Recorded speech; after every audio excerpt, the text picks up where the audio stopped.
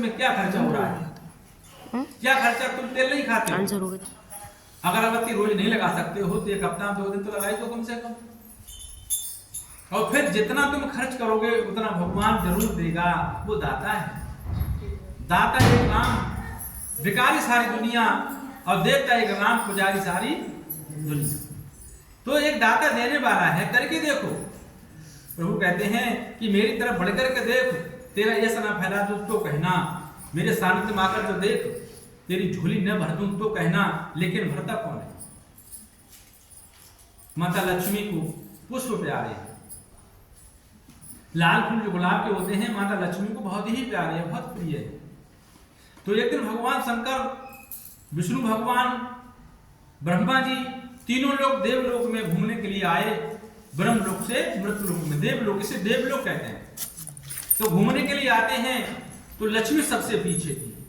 लक्ष्मी ने देखा कि एक माली का बाग है और बहुत सुंदर सुंदर उसमें पुष्प लगे हुए हैं, बहुत सुंदर सुंदर फूल लगे हुए हैं। तो उन्होंने क्या काम किया कि एक फूल तोड़ करके झोली में रख लिया। झोली फूल रख लिया। विष्णु भगवान क्या नहीं जानते? अंतर्यात्मा है, अंतर्यामी है। तो कहा कि लक्ष्मी तुम चोर हो। प्रभु मैं तो कुछ चुराया नहीं, तो तुमने एक किसान का फूल चुराया है, इसके बदले में तुम्हें 1 वर्ष इसकी झाड़ू लगाना पड़ेगा। दे दिया बता, तुमने चुराया क्यों?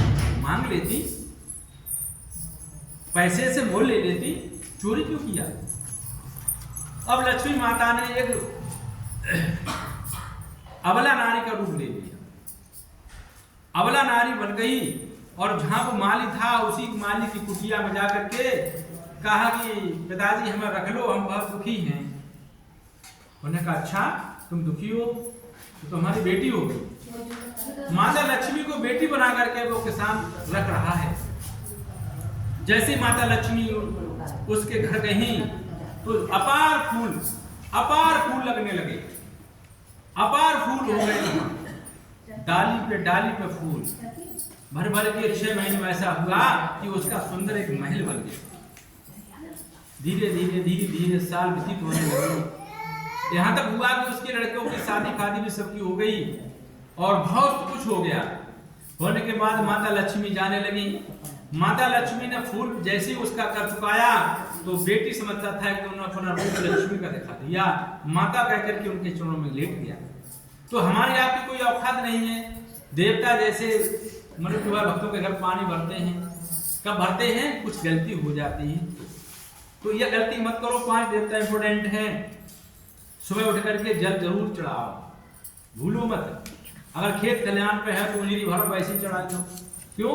कि भाव का भूखा है भगवान, भाव ही एक सार है। भाव से मुझको भजे सुभव से बेड़ा पार है। भैया बहे जम भाव बसे, भाव नहीं तो भैया क्या है? पार करे तो नैया समझना, डूबेगी तो नैया क्या है? डूब जाती है तो नाव कहाँ है? तो कब कैसे क्या होगा? गुरु महाराज के चरणों में जाने के बाद कोई संकट नहीं आएगा। संकट आता भी है तो गुरु से युक्ति पूछो कि ऐसा संकट आया है तो हम इसके लिए क्या करें। और लोग पूछते नहीं। तो कहते हैं कि ढूंढ मुर्शिद घर तलब है यार के दीदार की। यार जानते कैसे कहते हैं? केवल भगवान होता है यार। जहां जाओ वहां साथ साथ पीछे पीछे चलता है, हर समय हर पल रक्षा करता है। और ये दुनिया के यार दोस्त हैं तो केवल पैसा के भूखे हैं। अगर पैसा से मना कर दिया तो कोई तुम्हारा यार। लेकिन भगवान ठोकर लगने के बाद फिर भी तुम्हारे साथ चलता है। बहुत अच्छा है भगवान। लेकिन उसकी तरफ, भाव की तरफ बढ़कर तो देखो।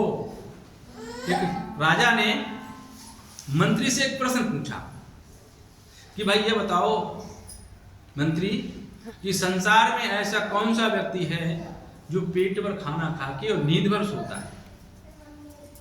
मंत्री को पता नहीं था। और इसका जवाब अगर 1 हफ्ते में नहीं दिया तो सबको फांसी, जन बच्चा से। अब तो बड़ा कठिन प्रश्न है। 2 दिन बीते, 3 दिन बीते। वजीर जो था अजमंजस में पड़ गया और उसकी एक लड़की थी, उसका नाम था रीता। और राजा की लड़की थी, उसका नाम था सीता। रीता सीता दोनों सहेली थी।